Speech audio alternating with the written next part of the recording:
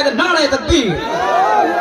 তোমাদের তরে আমার একটি অনুনয়, বাতিলের প্রাসাদ যেন উঁচু নাহি হয়। তোমাদের তরে আমার একটি অনুনয়, বাতিলের প্রাসাদ যেন উঁচু নাহি রয়। জালিমের প্রাসাদ যেন উঁচু নাহি রয়।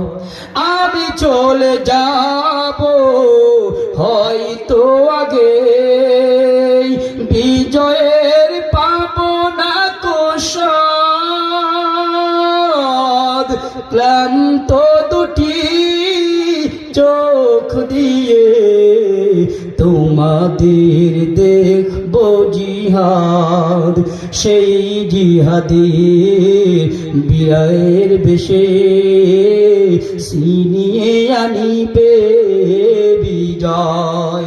তোমাদের তরে আমার একটি অনুনয়, বাতিলের প্রাসাদ যেন উঁচু নাহি রয়। জালিমের কারাগারে যদিও থাকি, থামিবে না কণ্ঠ আমার। তোমরা শুধু থাকবে অটল, রাজপথ করে অধিকার। আমাদের সেই সোনার বাংলাদেশের ছাত্র সমাজ, ছাত্র ভাইয়েরা, ছাত্রী আমাদের বোনেরা তাদের হক আদায় করতে গিয়ে, প্রত্যেকটা মানুষের হক আদায় করতে গিয়ে রাজপথ ছাড়ে নাই, রাজপথ ছাড়ে নাই। অধিকার ছিনিয়ে নিয়ে এরপর তারা রাজপথ থেকে ঘরে ফিরেছে। কথা বলা ঠিক না ঠিক?